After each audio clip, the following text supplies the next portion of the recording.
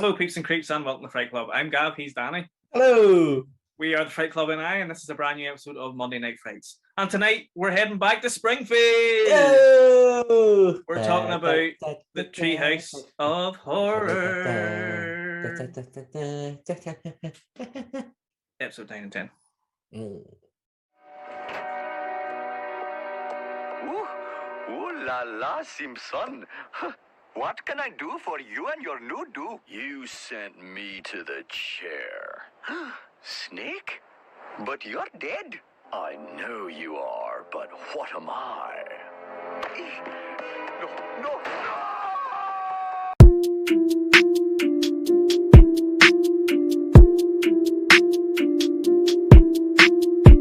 And we're back with episode 5.7 of Monday Night Frights. Tonight we're talking about the Treehouse of Horror, episode 9 and episode 10. Yeah. Danny, we love talking about the Simpsons on here. We really do. I mean, you know what? Like, I feel like when this episode comes about, like, I'm always really happy to do it because I'm like, I fucking love the Treehouse of Horrors. Like, you can't beat them. Like, they were part of every Halloween growing up. And even now, like when it's not Halloween, they're still just a great comfort watch. Like you can just put them on and be like, yeah. And these episodes in particular, there's always that one story that stands out in each episode. And this one for me in episode 10, desperately seeking Xena, is the one that it sticks in my mind the most. Because of the quotes and stuff from it, it's just one of those ones that sort of, like for me, always sort of sticks out. Yeah, I think these two episodes have, obviously, each episode has 3 segments, so there's 6 segments in total that we're going to be talking about tonight, and I think they're all very, very good. 100%. I didn't think that was the episode you were going to say as the most kind of iconic. I thought the Starship Poopers one was because Starship Poopers of Maggie. For Treehouse of Horror 9, Starship Poopers, I think, is definitely the most iconic for that particular one. But there's just the lines in Desperately Seeking Xena that I'm like, that I just, the wee theme tune even just rattles around in my brain. So, the stretch, dude, and clapper girl. Like, that's just, it just, I can recall it like that. It's great. There's some great lines in some of these episodes. So really looking forward to getting to them. There's some fantastic ones, always. I will try not to cough a lung up tonight. For anybody who watched our last episode, I was coughing up a lung because I was just getting over COVID. And, but I got through it. It was all right. We got to get through this. Fuck one episode. I still class. Reminisce. I will long reminisce of the time we talked about Troll 2. But we're here today to talk about Treehouse of Horror and the Simpsons. We are. So episode 9 was of season 10, episode 4 in the Simpsons. Overall, it released in 1998. And as we said before, 3 segments. The first segment is called Hell to Pay, which is a great fucking Hell title. To Pay is what fantastic a title that is. The second one is Terror of Tiny Toon. Yep. And the third one is Starship Poopers. Again, great titles. Great title. All great titles. We'll get cracking on with the first one, which was Hell to Pay. They start differently, where they don't have a sort of elaborate Halloween opening really, other than this one starts basically like the traditional Simpsons. But they change it a little bit. So doesn't Bart write Halloween special on the blackboard? And then the family all kind of run into the garage like they would in a normal intro, but they end up killing themselves. Yeah, Homer gets proper killed by it's not just knocked through the door, it proper hits him. And then Freddy and Jason are sitting on the sofa. That's class. It's great. And that's actually Robert Englund. Robert Englund doing the voice? Class. Absolutely. It wasn't any of the Jason actors, though. But I mean, 1 out of 2 ain't bad. I know, exactly. No. But so that's the intro, basically. And then I was kind of shocked that it was Robert Englund because I had to Google it and be like, oh, yeah, it is actually Robert Englund. Yep. But so this one is based on an episode of Amazing Stories, which is the anthology show that was created by Steven Spielberg, one of our favorite directors of all time. Oh yes. And people like Mike Garris worked on it, and loads of other great writers and stuff worked on it. It's based on an episode of that, and it's basically, in general, it's about Homer who gets a toupee that is possessed by the soul of Snake, the criminal. Snake. Yes, for anyone who doesn't know, Snake's the reoccurring character throughout The Simpsons, who is basically just a criminal. He's a bad guy, goes around robbing people, and is usually in some sort of predicament with Chief Wiggum, usually showing how Chief Wiggum is completely incompetent at his job. Yeah, but he's got a very iconic voice. Yeah, the Snake, because you think, being a criminal with a snake tattoo on his arm, that he should be like really gruff and like deep, but he's not. He's like a surfing dude. Yeah, dude. Yeah. You know, and he speaks quite proper, like, but he's a dude basically. Yeah, which makes the character even more hilarious. But he gets arrested at the start of it because he's smoking. Yeah. Okay, he's smoking in public, and he gets arrested by Wiggum, and because this is his third crime in a row, he gets put in the electric chair. Basically, what was his other two crimes? The other two crimes were silly. They were where he shot a nun or something, or it was something about nuns. Because I remember Wiggum was like, "Oh, where you're going to see a lot of nuns. Hell."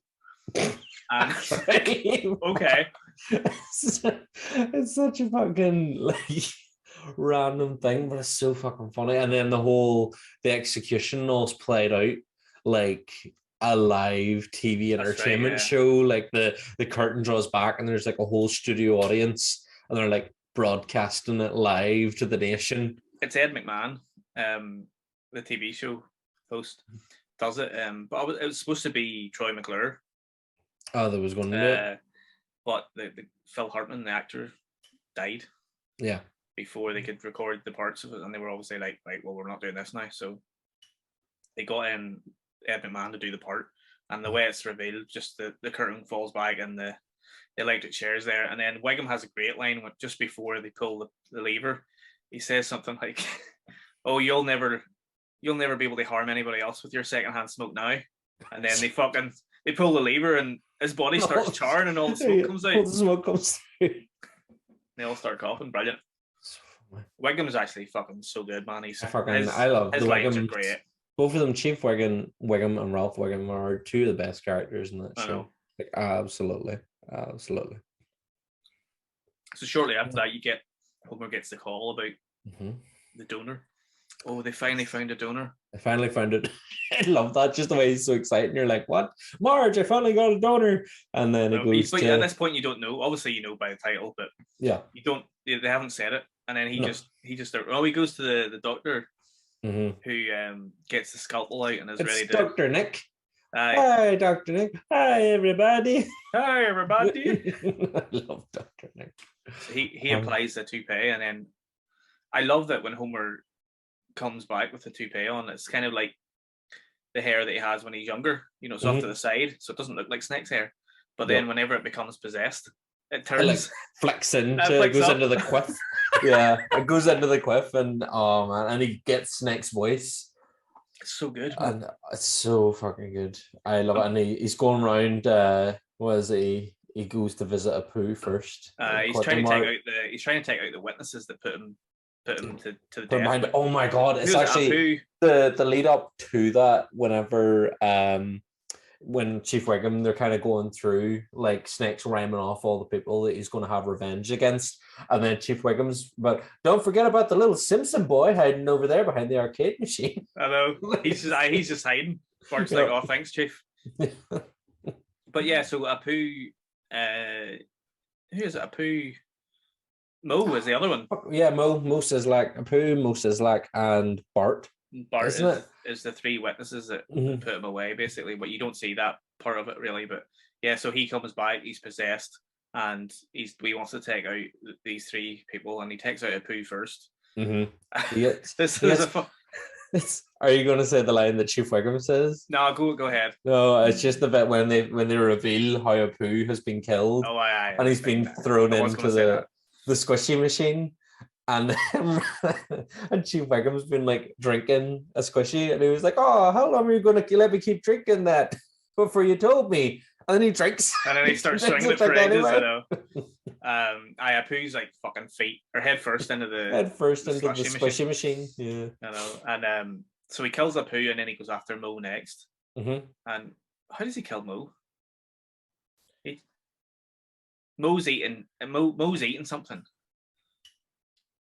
I can't remember how he kills him. I only watched it fucking today. But anyway, Mo falls into the bowl. I know that. Mm-hmm. That's the last image that I have where Mo fucking falls into the bowl. And Mo does that thing before he dies. He's like, oh well. And then he just falls into the bowl. I remember that. Yeah. I can't actually remember how he kills him. Remember how he actually kills him though. No. I remember whenever how Homer comes up into Bart's room and he's like tucking him in.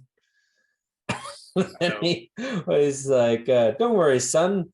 I'll make sure to hammer this door closed so no killers can get in or get out. I'm over the hair changes into snakes. Voice changes. And then he's got the hammer and he's like, the great line, he's like, it's hammer time, snitchy.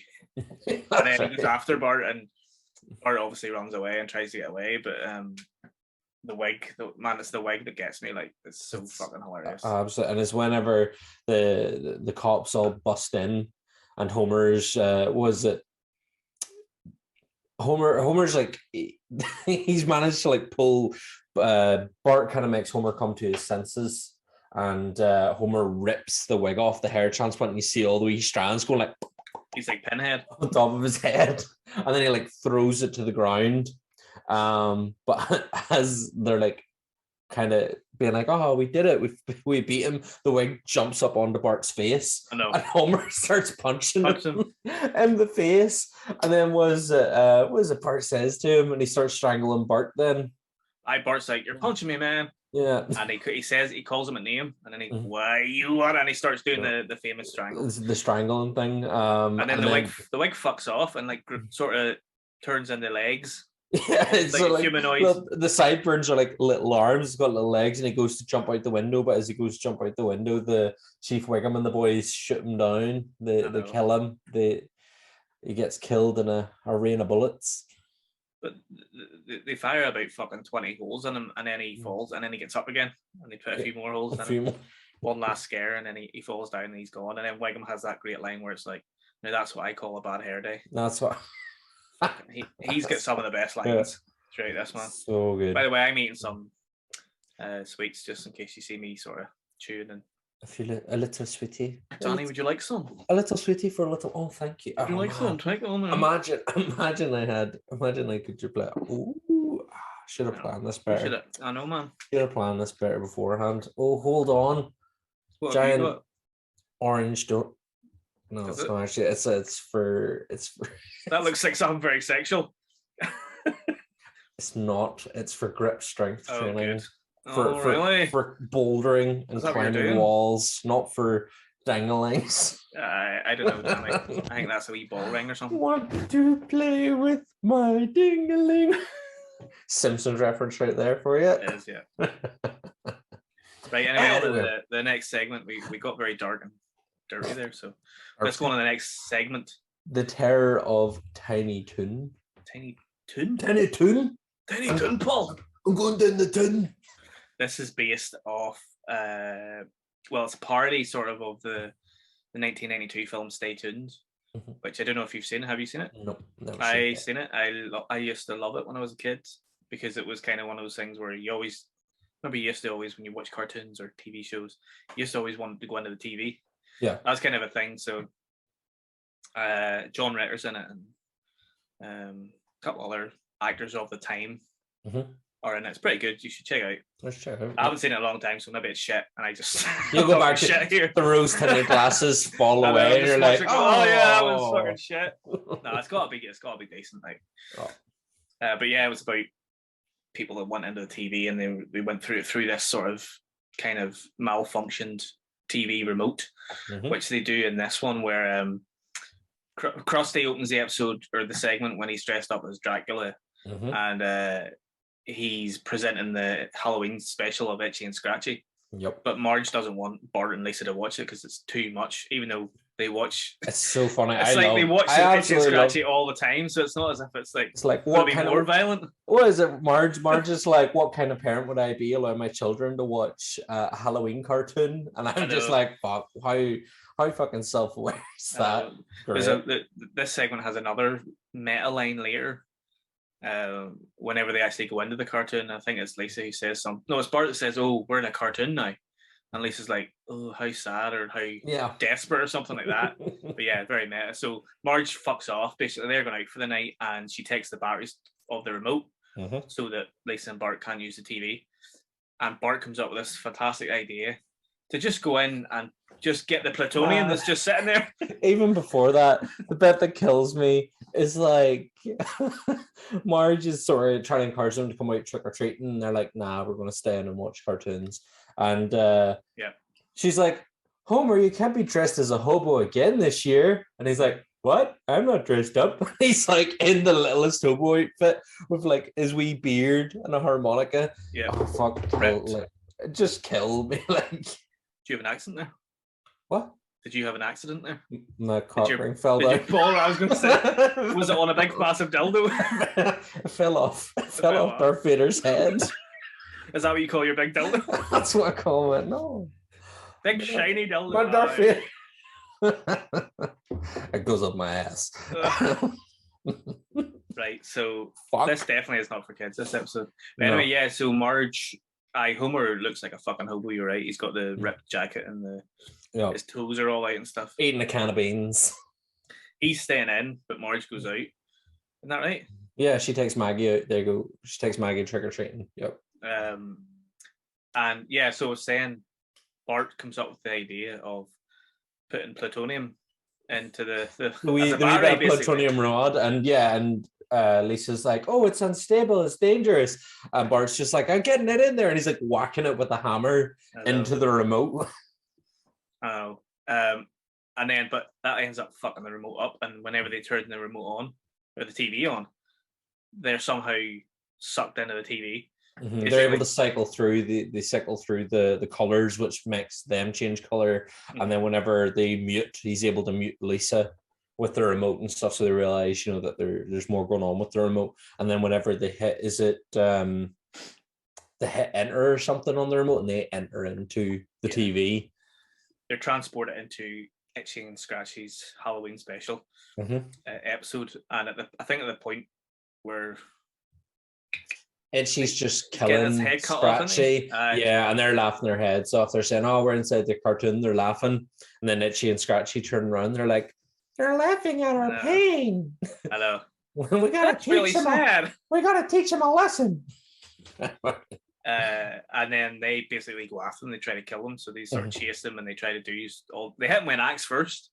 And Bart thinks it's a pretend axe, and then we trickle of blood coming down his head. It's the moment when they're running down they run out of the house and jump into a taxi, and as the taxi drives off, it hits the police car. It's not. Oh no, the taxi's before that. You're right. The taxi, and then, or is it? It's a police car, is it not? Because it says it is a police car to protect and sever. Yeah, you're right. Sorry, they're wearing the hats and all. It's a police car, and they jump in the back, and they hit Poochie, who's the character voiced by Homer, who goes off on his way to his home planet, dies. And then they see the sign in the back of the police car that says to protect and sever, and when they look up, it's Itchy and Scratchy as two cops who then try to kill them. There's a great thing where Itchy has the chainsaw, and he's going at them, and they sort of move out of the way, and then it goes behind him, and he ends up cutting the arms off Scratchy. Yes, that's right. And he's like, oh, I'm sorry. And he's like, it happens. It happened. And then he's driving with his mouth. He's just grabbing it with his fucking mouth. I thought I was pissing myself. That was great, man. And then it's when Homer comes into the sitting room, and he's watching, he sits down and watches TV, and he's like, oh, Lisa and Bart are in this one. What will they get up to this time? And then and they can sort of see him through there. Not yet, because remember they realize that when Homer changes the channel, they fall into a new program. But this one's it's a live action cooking show. Oh, wow. And they fall into the soup. Remember it's Regis Philbin, isn't it? Regis Philbin. They're doing like a cookery show. Yeah, and Bart and Lisa They land in the soup, and then Itchy and Scratchy fall down into the program, and and your woman walks off. She's like, "I'm not dealing with this." Aye. Show, and then Homer changes it again. It goes back to Itchy and Scratchy, and they're back in the house that's at the start of the Itchy and Scratchy episode. And they're like banging through, and they're like, Homer, you gotta get us out of here. So he ends up getting them out, doesn't he? Yeah. Mm-hmm. Yeah, and he ends up think hitting everything's okay, and then Itchy and Scratchy are break banging out it, of the TV. and they're able to smash out. Mm-hmm. But because they're like just a wee tiny thing, Homer picks the mouse up and puts him in. He goes running in the wheel, and then Scratchy like Snowball the cat. Aye. Snowball the cat starts rubbing against Scratchy, and he gets all love hearts and stuff, and he's Falls like, in love. "Oh!" And Marge picks him up by the scruff and says, "Oh, well, if you're going to be living here, you're going to have to get neutered." Oh, that's right. And then he's like, "Oh no!" That's how that one is. I love Itchy and Scratchy, man. I love it as well. This one, I would say, is maybe the weakest of the three, but still good. That's episode we were talking for this about particular episode. Yeah, I would say we're coming on to the strongest one now. I think we both agreed on that at the start, which is Starship Poopers, which again, great name. Nothing to do with Starship Troopers. No, just a play on the name, but it's fantastic. I think this is iconic because for some reason, for me personally, I think the Maggie tentacles is quite a coming out the one big tooth. Yeah, the big fang is quite an iconic image that you tend to see in a lot of Simpsons stuff. Yeah, especially when it comes to Treehouse Horror, it's always kind of gets brought up again that Kang is her dad. You know, Kang and Koda's come back. Yes, man, there was a line in this that Marge says that absolutely killed me. So the episode opens and it's Maggie's teething. Maggie's starting to teeth, and Homer starts to kind of play with her little piggies, her toes, to distract her from her sore teeth. But as he's playing, her whole legs pop off and the tentacles come out.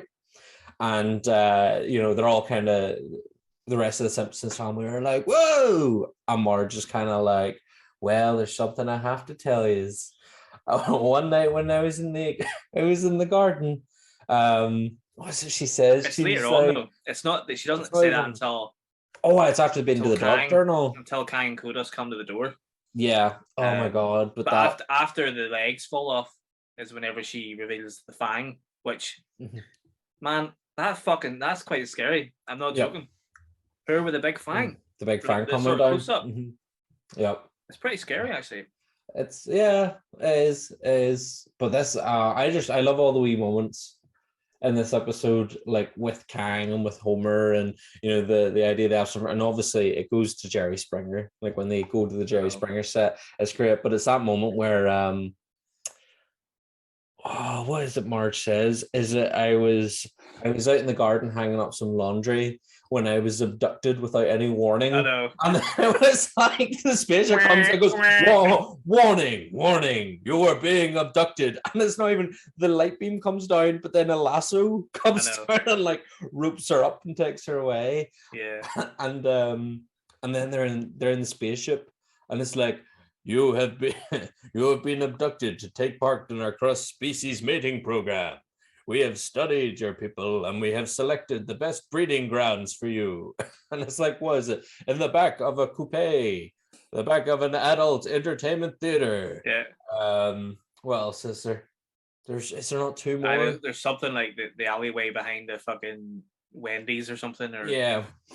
There's a few different. It's really dirty places to shag, basically. Yeah. But they think they're the like typical human mating grounds. Yeah. And then whenever Kang sits down to do the business, it turns into him and like trying to seduce her, and he's like, well, and he's sort of like doing all this, and then what is it he does? Whatever it is, it only takes like a second. I can't even mind. He like sort of touches her or something, and he's like, oh, insemination complete. And she's like, wow, that was quick. And he was like, what are you saying? And then, but before that, the reason why that happens is because they come to the door and Homer answers the door and he's like, oh no, Mormons. That's right. And they're like, no, we're Mormons. What is it? Presbyterians. Isn't it? It's quantum Presbyterians. We're quantum Presbyterians. Brilliant. Fuck, that killed me. I can believe Mormons. Quantum Presbyterians. And then that's when Marge is like, oh, well, you know, she starts telling the story, and Homer gets quite angry. And what is he? He's like,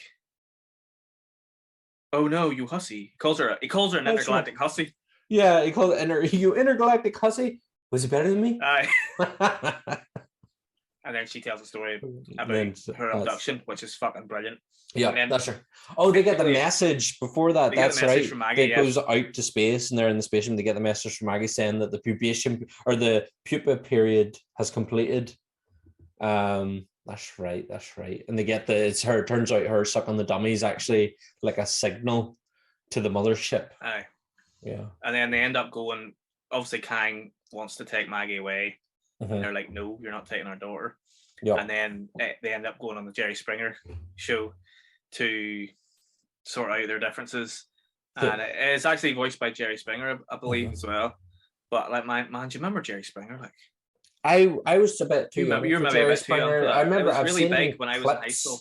Yeah, I've seen the clips and stuff. Like, I think we've all seen the kind of clips from the Jerry Springer show. And if you haven't seen Jerry Springer, it's basically Jeremy Kyle but American. If you remember Jeremy Kyle, because even that's worse. Not a thing. Yeah. Jeremy Kyle wanted to be Jerry Springer, basically. Yeah. But it was over the top, real sort of soap opera. A lot of it was scripted, but I'm sure it was kind of real life. But let's just go over the top, you know, turn it up to 10 or 11. Yeah. It's the bit where they kind of do the reveal. You know, they're saying about Homer and Marge are sitting on the stage with Maggie, and then they're like, well, we've got a surprise for you. Kang's in the back in a soundproof box and can't hear anything. And he's like, Kang hears all. I know.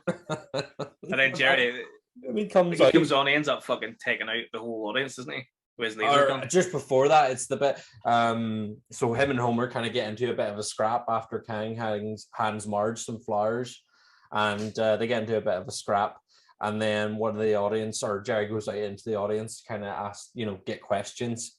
And he goes up to one woman, and the woman says, this monster needs to take some responsibility. Yeah. And Jerry goes, where were you? Oh, no. Her whole life. It's when Jerry goes, Homer? And she's like, no, the alien. I know. That killed me. Homer? No, the alien. And then Kang shoots her with his laser and she disappears, and then he just shoots the whole audience with the laser, and they're all gone then. And then what is it? And Jerry slinks off. Jerry slinks off and kind of does his, like, he'd always do like his closing, his final thoughts. So he kind of delivers his final thoughts on it, which I can't remember, but I think in the end, is it not that they end up keeping Maggie? The Kang kind of decides they're just like, fine then, you know, keep her. He gives him an ultimatum. He's like, you either give us right. I'm going to Washington and kill all your politicians. We'll kill all your politicians. Are like, oh no, don't do that. they're being all sarky with them because there was a previous episode where they posed as politicians. Yep. In Washington. Right. We'll put a link into some of the old episodes there. You can go back and watch them. I can't remember exactly what segment it was, but they posed as two politicians. Yep. So there was a wee bit of a link there. So that was kind of funny ending. It's pretty good. And then it's whenever they're all kind of like suckers, and then it's like, come on, let's go home. And Maggie takes her dummy out and goes, I'll drive. And like the alien voice, and then does the evil manic laugh, and then it ends there. That's right. Great episode, man. Great episode. Again, as you say, the alien Maggie, I think, is an iconic image for the Treehouse of Horror.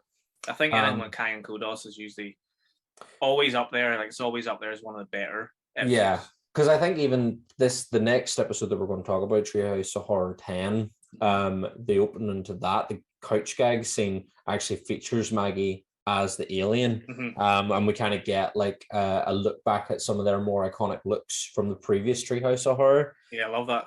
It's fantastic. It's like it starts, so episode 10, which is the year after, obviously. There's three segments again. The first segment is called This is fucking unreal. So good. I know what you Italy did, which Diddly we can all agree is a fucking amazing title. Mm-hmm. Clearly about Ned Flanders. The second one is Desperately Seeking Xena, which is again pretty cool title and a really funny episode. And then the last one is Life's a Glitch, Then You Die. Life's a Glitch, Then You Die. Cool title. I think that's probably one of the weaker segments. Yeah, I would agree. It's the weakest out of those three, and probably actually the weakest of all the ones we're talking about. I think so. Yeah, it's not the strongest. I kind of like the end, whenever they're going off in the rockets. It's funny. There's funny bits in it, but there's funny bits, but it's not the most powerful. No, there's less plot in it, if there is any plots in any of these fucking segments. But we'll get back to the first segment. We'll talk about the opening a little bit. So it opens with Kai and Kodos being like the hosts of this kind of variety show, kind of Morecambe and Wise style.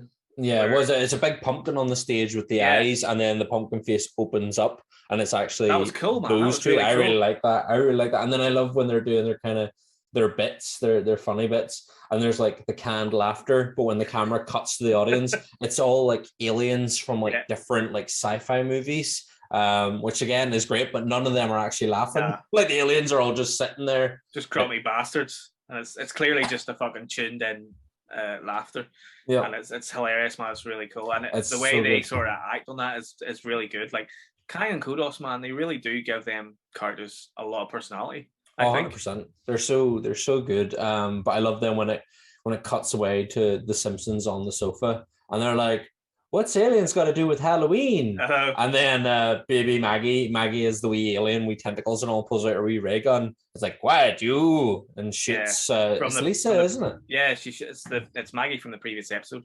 Yeah, and she ends up shooting Lisa with the ray gun. Mm-hmm. And then Marge is the witch. Bart is the fly. He's got the fly head.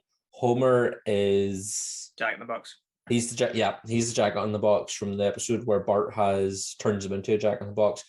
And Lisa is, what's Lisa in this? She's just a victim. Like she's got like a cut on her neck or something. She's not an actual character as such. Mm-hmm.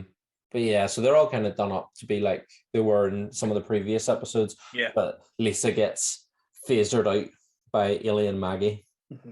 Which again, great opening. It's not it's not as elaborate as some of their other previous Treehouse of Horror openings. But I like that it goes back and it's sort of connecting some of these Treehouse of Horrors. And I think they do that a little bit more as the seasons progress, where they go back to certain characters and connections with the older episodes. Which I really like. So on to the first segment of this episode. I know what you Iddly did. What could they possibly be basing that off? Who knows?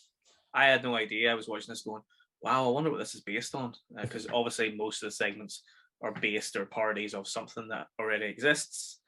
And we open this, This has one of the best moments, which I love quoting anytime I'm driving and forget to put the fucking lights on.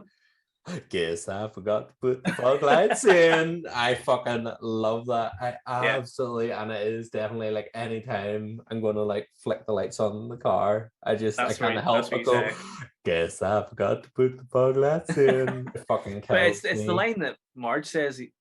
She's like, "Oh, I'm so glad we got away from those vampires." Yeah, I'm so exactly. Hang on, can we rewind? Can we have that episode? I kind of like to think that this is the continuation of the episode where where they go up to Mr. Burns' mansion and they escape from that. It kind of seems like it's maybe a bit of a follow-on from that. But again, it's just such a random moment. Yeah. Like a windy road. It looks like it could be at the side of a mountain or something. It's kind of it's very dark and foggy. And then they end up knocking something down. Oh, I hope it's a dog. I know. Which I was kind of like, Marge. I know. I was genuinely like, what? Fuck you, Marge. Why a dog? Specifically a dog too. And then they get there. But then and it's her Ned Flanders. I know, it's a foreshadowing though, isn't it? Really? Knocked down. He's like, oh my god, I love that. It's like he's all bent out of joint, and then Homer picks up a stick and starts poking him in the eyeball, and is like, definitely dead. He's dead. It just goes into his fucking pupil. Right. It's like a weird sort of sound when it happens. It's like, man, and then they bundle him into the car, and they're trying to Homer's trying to convince Maude that he's dead, and he's got him up on the roof with him, and he's like, "Oh, better not fall off this roof." I better not fall. But Maud ends up getting distracted. She's like, "Oh, my cookies are done," and goes off inside before she sees him fall. So then she's saying, "Oh, I always worry about you when you go on your long walks on those foggy roads at night." Which again comes up later. Oh, fuck! But then he falls, but he falls backwards on the fucking the dog, the kennel. The dog. That's right, the kennel. He's like crouched over, like bent almost diagonal on top of it. But then Homer takes him to the Flanders house and like opens the door and he goes, "Oh, honey," he's like, "Honey, I'm home. Oh, I think I'm having a heart attack," and then just like throws him into the hallway, and then Homer stands there at the door until Maud screams, and then he's like, as he walks off, fuck. But the way that this scene and the scene before, the way that he acts with Flanders it's a bit like Weekend at Bernie's. Yep, 100%. Where he's holding, he's holding him up, and Flanders is like, this movie this episode kind of is playing on 3 movies, and I mean, we did mess around at the start there and say, "Oh no, what we don't have a clue what the title's about." It's obviously about Scream. Yeah, exactly. Or one of meets Halloween. One of them sorority movies. I know. It's I Know What You Did Last Summer. In case you weren't sure, just in case. Didn't connect that. Oh, Gav, how could you not? But yes, it's that you've got a bit of Weekend at Bernie's. Did you know, Danny? Sorry for interrupting you. No, that Australian filmmaker Jamie Blanks made a trailer for I Know What You Did Last Summer before the film came out. Did you know that? I believe we did talk about it. You can go and check out our interview with Jamie Blanks where he talks about that on our website now. I'm going to put the wee link in below. Yeah. Continue. Carry on. But yes, so Homer throws Ned into the house under the guise of a heart attack. And then, what is it? They've been out for the day, and they get home, and they go to the funeral first because everyone thinks he's just died. He's just died. Homer gives the eulogy, and he's like, "Oh, we're definitely going to find out who those real killers are." And Marge's like, "Shut the fuck up!" And he's like, "What's it?" He says something about Marge being. He starts pointing to her when he says that or something. Yeah. I can't remember, but he basically. Oh no! Is it not whenever they're outside the house and she's worried about people being suspicious of it being her, and it kind of palms along the street, and it's like Dr. Hibbert and Mo and a few other Chief Wiggum, and as the camera comes around, it's Homer like that. He's pointing. He's pointing directly at her, and she's like, "Stop it, Homer!" At this point, they went back to the house and they had seen on their door, "I Know What You Did." Yep. Has been painted on their door. Whenever they go into the house, it's painted all over the house as well. It's all over the inside of the house. And then isn't it the person standing? You get the kind of iconic Rain Mac with the big like fisherman's cap. Mm-hmm. Isn't it that character stand? So then they run out to the car, and then there's a lightning flash, and you see that the car, "I Know What You Did," is written all over the car. And then Homer turns around, he's like, "Oh, Flanders," and he's about to speak to him, and then he realizes that it's Ned Flanders. Mm-hmm. What's happened, Danny? How has he come back from the dead? Fuck. And Sam where it's like, "You're supposed to be dead," and Ned's like, "Well, the funny thing is, you can't kill," or was it, "You can't kill the undead"? Is that it? You can't kill what's already been killed, or something. He does say actually the undead. Yeah, right. the dead can't be undead. Is that it? Something like that there.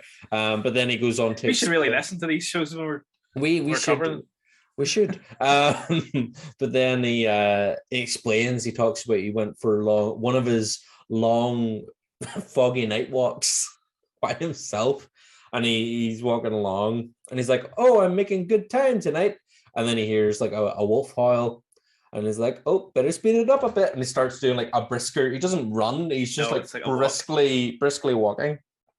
And then he gets this wolf jumps out of like a bush and grabs him, mauls him, drags him off into another bush. And then when he emerges again from the bush as a werewolf, and that's when, as he walks out onto the road, the Simpsons family hit him at the start of the episode. and he transforms back into Ned after being hit by the car. But then after he's done explaining this, the clouds move away and there's a full moon, and Ned starts to turn into a werewolf. And it's that moment when he's transforming, and then he's done transforming, he looks at Homer and he goes, Diddley. I love that. Just that moment, the evil Diddley. It's great. And then he starts chewing on Homer.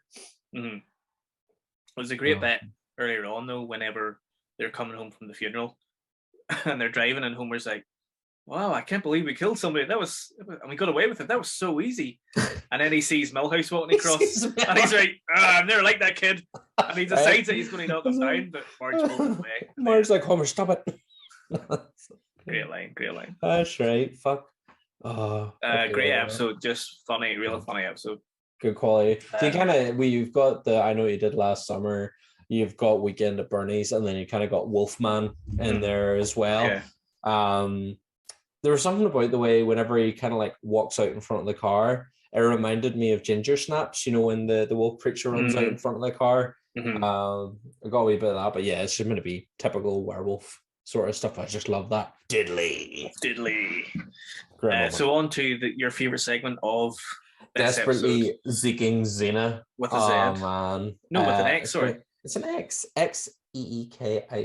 Zeeking Xena. And yeah, so the idea of this one is, so what is it they're at the start of the like a Halloween candy. Oh yes, they're scanning. They're scanning the candy to make sure that there's no razors and syringes, and they're not doing a very good job of it. Is our Chief Wiggum, and it's Nelson Muntz has tried to like stuff his pillowcase full of candy into the X-ray machine. And it gets stuck and causes the X-ray machine to explode, blasting radiation out all over the place. And everyone ducks down except for Bart and Lisa. And Lisa goes to push Bart out of the way and gets blasted back into like a jungle gym type thing, or like one of those wall gym climbing frame things. And everybody's kind of like, oh no, Lisa Simpson's being killed. It falls on her, doesn't it? Yeah, it falls on her. Now sees the feet hanging out the bottom of it. And I'm like, oh no, Lisa Simpson's being killed. And then she lifts it up and she's like, not today, Poindexter, because it's Principal Seymour says it. And she's like, not today, Poindexter, and she's super strong.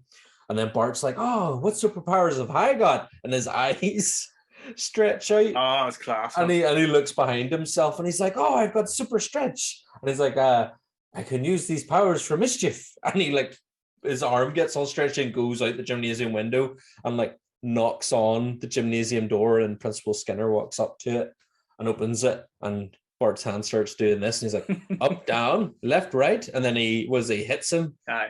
Isn't it? And then that's it then goes into the sequence to talk about, oh, what can we do with our powers? And they decide they're going to be heroes. And we get their theme tune then, which I can't remember the whole thing, but it's that stretch, dude, and clobber girl, which is great. And they kind of do the whole kind of Batman style opening of them, beating up criminals with the baff and the boom and the bap, which is fantastic. Yeah. And then it cuts to Xena, Warrior Princess, at an autograph signing, and she's getting asked questions by the nerds there, and Professor Fink is asking him, well, in episode 21Z, why is it that when you're riding a flying Pegasus in one scene, the next scene you're flying a flying unicorn? And she's like, well, anytime you see something like that happen in the show, it's because of wizards. And then he goes to ask something else, and she's like, wizards. He asked a question about something else. Yep. And she just blames wizards. Yeah. And then next thing, this giant magnet comic book guy, as the Collector, comes riding in on this giant magnet, and he turns it on, and her breastplate magnetizes to this giant magnet. And as she's being lifted away, she goes, oh, must remove breastplate. and all the nerds get their cameras out. I know. Which again, it's very of its time, that moment, because it's all like wee digital cameras and wee camcorders, whereas now if something like that, it would be your phone. But then as they all get their cameras out, she goes, oh, maybe not, and leaves it on. And then it cuts to the Simpsons house, and Bart's using his like extended fingers to like rake the leaves. And then Lisa lifts up the house, and he scoops him under the house, and the collector's van with Xena just like hanging off the giant magnet at the back of it, shouting for help, goes past. And they're like, or Bart's head extends out, and he's like, oh, it's Xena. And they're like, we gotta go save her. And Bart turns into like a fucking pogo stick, and Lisa goes on, and they bounce after him. And then whenever they arrive, or it cuts to the collector's lair, and he's got all these celebrities up in like the comic book seal bags. Yeah. And it's like, you'll be here between Doctor Who and, who is it? Yasmin Bleeth. Yasmin Bleeth, who... Baywatch. Oh, okay. See, I'm a bit too young for Baywatch. That reference went over my head. She was like, in terms of hotness, obviously Baywatch was targeted to mostly younger men. Very erect, No, we're going to say erect. Very erect young men. I don't know why I got that. I was because of all that fucking dildo talk earlier. But so there was obviously CJ was Pamela Anderson, and then you had Eric Elniak, and there was a few other ones, but Yasmin Bleeth would have been up there in top 3 definitely.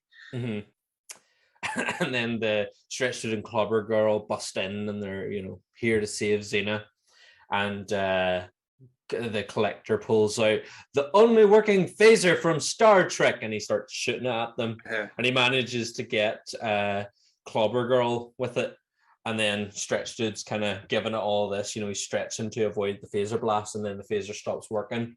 So the collector comic book guy just throws it and hits Bart in the head and knocks him out. And then next thing, they're tied up over...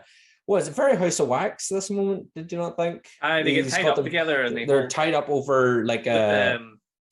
What is it? Their site, is it, or something? Something like that. Yeah, it's like basically like cement, basically. It's like a preserving glue type thing for collectors.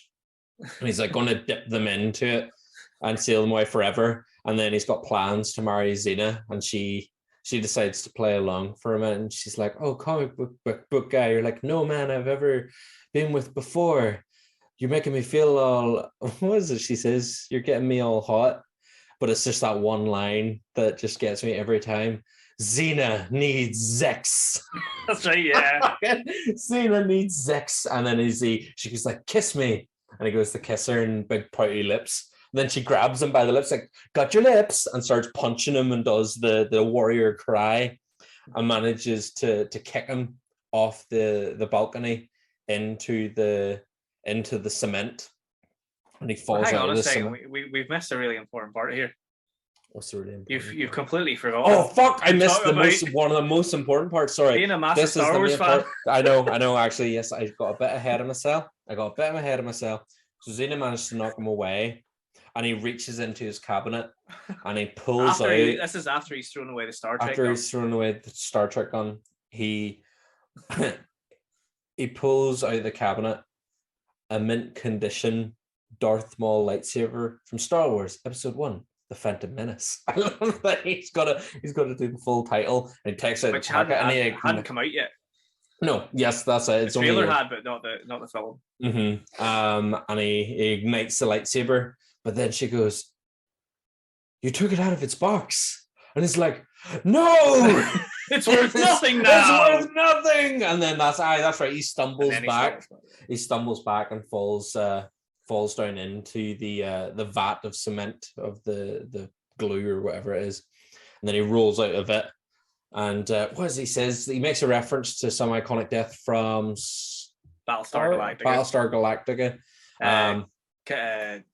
Adama, who's like one of the main characters from Battlestar Galactica, does this death pose when he dies, and it's like he puts his arm in the air or whatever it is. Yeah, but he essentially replicates it.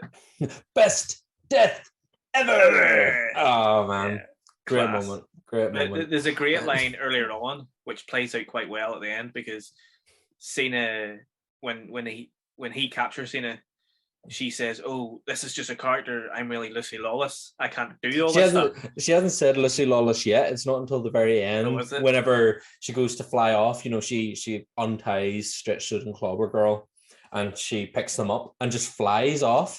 And they're like, "We didn't know Xena could fly." And she's like, "I'm not Xena. I'm Lucy Lawless." And the episode ends. And you're like, that's so good.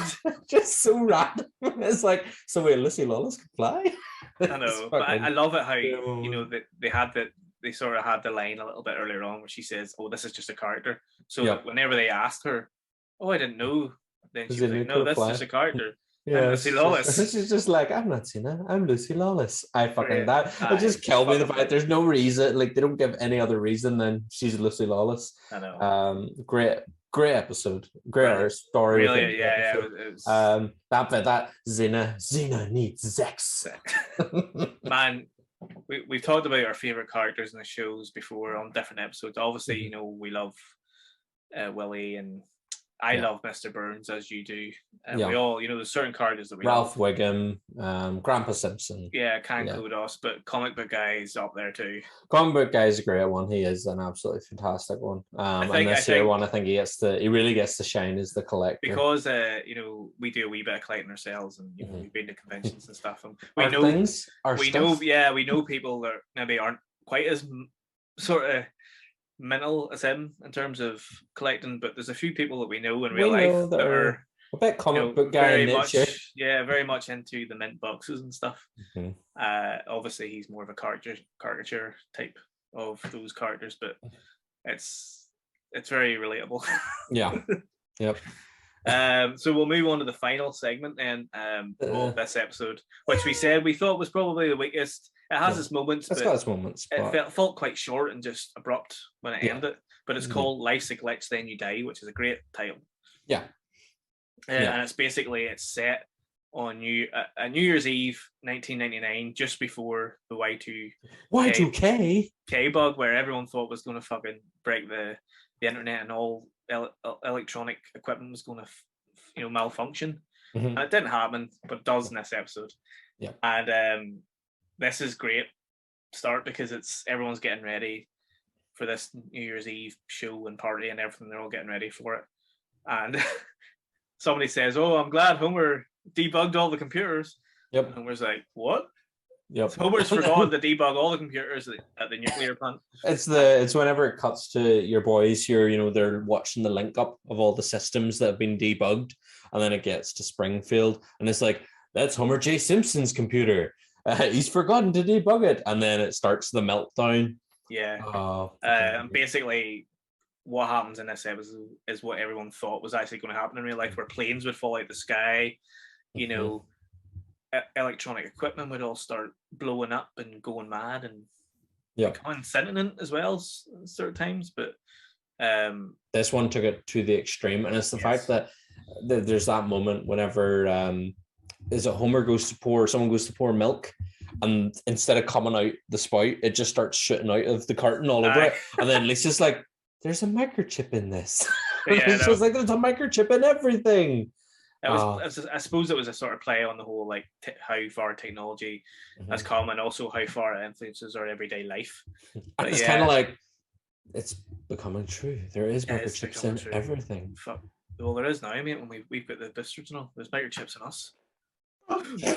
Y2K. I can read your thoughts, Danny. No, I will not use your cock ring. It's like, what's he gonna say? What's he gonna do? Did not think I would say cock ring more than once in this episode. Ball ring, cock ring. Cock ring. Gonna Eldo, Darth Vader, shiny helmet. Up my ass. So, what were we talking about again? Oh, everyone. Life's a glitch, then. Basically, everything turns to shit, and Springfield goes mad, and everyone starts looting. Which unfortunately we have seen a bit of in real life as well the past year or two. And Homer wants to go looting, and Marge is like, "No, you're not going looting. Like we're respectable human beings." But I was going to get you a present. I was going to loot you a present. It's like, oh, okay. And what's it? He comes back with a lady's Remington, razor. Starts attacking her. Which starts attacking her neck, yeah. And then we kind of get a bit of a montage of like people being attacked by stuff. Mm-hmm. But I think the only one that really stands out for me is whenever they come across Krusty the Clown, whose pacemaker is stuck on hummingbirds. Oh yes. He starts flying away. He starts like fluttering away, and he's like, "Need to get nectar. Must eat my body weight in nectar." That's a great moment. And then when he collapses to the ground, and he's got the letter which says, we're gonna there's gonna be a space shuttle out here to Mars. So they go to this shuttle, and the only person that's actually been invited on the shuttle or is allowed on the shuttle is Lisa, because she's like is it the translator or something? Oh, was it proofreader? Proofreader. She's the ship proofreader. She's allowed to take one parent. Allowed to take one parent. Like, I know it's going to be a difficult decision. She's like, Mom. Straight away. And then but they get to bring Maggie as well. They do, obviously. Maggie gets to take along. Not really. Yep. And then was it as Homer and Bart are walking away, and Homer's just like, "Well, at least we got to leave rich, full lives, boy." And then Bart's like, and he's like, "Oh." But as they walk away, they see another shuttle. There's another ship with no guards. There's no guards, so they run into it, and they think they're going to go to Mars too. And then they start realizing, oh look, there's celebrities on here also. But they're shit celebrities. They're all shit celebrities, and it's whenever Pauly Shore pops up, and he's like, or when they realize they're heading towards the sun, and Pauly Shore pops up behind them and goes, "I'm gonna work on my tannage." And Tom Arnold.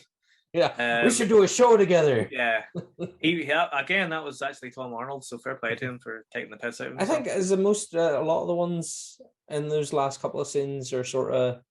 I don't know if it was Pauly Shore or Rosie O'Donnell. Brilliant. Rosie. That's the one. Rosie O'Donnell is whenever that there. She's like, "Come on, everybody!" Clang, clang, clang with the chariot, and she pings like the wee pink fuzzball thing, and it's like the left side, ding, ding, ding with the bell. She starts singing and dancing, and that's the kind of puts Homer and Bart over the edge. And they're like, "No, we don't want to be a part of this. Please, God, get us out of this somehow." They eject out, don't they? Aye. Like, as that's going to the sun, they eject out and their heads start fucking swelling up, and then you hear the pop. Yep. It's a decent episode. It was funny. I like the fact that Tom Arnold and Rosie O'Donnell. Mm-hmm. I don't think it was Rosie O'Donnell voicing, but I think I would be surprised if it wasn't Pauly Shore. It definitely sounded like him. Could have been. But again, I suppose you can all kind of do that. Gonna work on my tannage. Tonya Harding was on that too. Yes, that's right. She's one of the people on the plane. And she's like, what is it? She's like sharpening the blades of her ice skate. Yeah. But probably, as we said, probably the weakest episode of all six. Of all six that we talked about, it is probably the biggest, but it's still good. It's still got its moments. So I mean, you can't go wrong with the Simpsons. No, you cannot. And I just think that these two episodes overall were very good in general. But yeah, always love talking about the Simpsons. Any chance we get. We have so many more to go through. We do. We've got another 40 something or whatever. However many. Hold on, I'll tell you right now. We've got 10. We've done up to episode 10. We have there's 34, so we have 24 more to do. So far, as of this recording, we have 24 more to do. But by the time we actually probably get to episode 34, we'll have 34. There will probably be another, like, I'm going to say by the time we get there, if we're talking about 2 episodes per season, for a year. For a year. That's 6 years. Yeah, we'll probably never finish it, but unless we push out like just a whole season where it's just we just talk about Treehouse of Horror. Simpsons Treehouse of Horror episodes for a whole season. If you would like to see us do that, let us know in the comments below. You know what we'll do, Danny? Whenever we set up our OnlyFans, because we're working on setting obviously, up. I mean, we've been dropping hints this whole episode. And we're going to drop it any time. But whenever we do that, you have been. I was like, man, well, not that we get monetized, but if we did, this episode wouldn't. No, 100% wouldn't. That would definitely not. I'd be getting an email from YouTube being like, can you cut that? But I mean, if Love Honey want to sponsor us, Love Honey want to sponsor us, this episode, care packages, money, whatever. Yep, fire over our way. And do you know what? See if you use a ball ring that you're using, or a cock ring, you have to shave your balls. And do you know what you need to use to shave? A Remington. No, Manscaped. This episode brought to you by Manscaped. It's not actually. Fuck. Manscaped, hit us up. Hit us up. Give us that. Give us a couple of ball shavers. Whatever. Danny, your beard's getting a bit out of control there. Getting a wee bit tatty looking. I had a wee trim earlier, trying to keep a wee bit. I could do with a wee tidy up. So good. By the time you see us in 2 weeks, I'll hopefully have tidied up a bit. Are you going to use a Remington? Might use a Remington. Might use a Manscaped. Who knows? That's only if Manscaped send us one. Yeah, you could use it on your head. Oh, Remington! I could just my whole body. I know. Come in looking like a dolphin next time. Yeah. Excellent.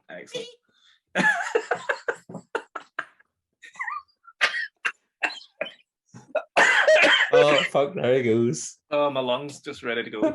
My lung. Oh, my poor lung. Right, we're going to head off here before we get in trouble. Yeah. Let's leave it at that. I know. Or no, we have some. We do have to do our YouTube. Oh yeah, of course we have to. Obviously, subscribe to the YouTube channel. Yeah. Hit the button up there. Like, share, hit the bell icon, comment down below. What is your favorite segment out of those particular episodes? Do you have a favorite Simpsons character? Mm-hmm. Do you appreciate whenever you're turning your fog lights on? Do you sing? Guess I forgot to put the fog lights in as well. And remember to go check out our Instagram and our Twitter, which is Fright Club NI. And go check out our website, which is www.frightclubni.com. Yeah, and check out some of our editorials, interviews, and other lovely things written by our lovely contributors and Gav, and I've done one or two. You've done some as well. I did some. Shout out to Victoria, Adam, and Joe. Yeah, who've been contributing to the website recently. So big shout out to those guys. We'll have them on. You've seen Adam before; he's been on. You've seen Victoria before? Seen Victoria, yes. Mm-hmm. Yeah. We haven't had been on. Joe will hopefully make an appearance. We've had the other Joe on. We have had the other Joe on. Mm-hmm. Who will get on again. But we haven't had back. Joseph. We'll get him on soon. Yeah. But yeah, go like all the videos and all that good shit. Tell all your mates about us. Drop some comments in the comment section. Tell all your pals. And as always, we will see you in 2 weeks. Hope you enjoyed the episode. Sorry about all the talk about dildos and cock rings. It's been very blue. I'll cut it. Sorry, I'll cut it. Blue! Blue! We're changing from blue hue to blue. Straight up blue. Content's very blue. Yes, all the best. We'll see you in 2 weeks for another episode of Monday Night Frights. And as always, stay safe, take care.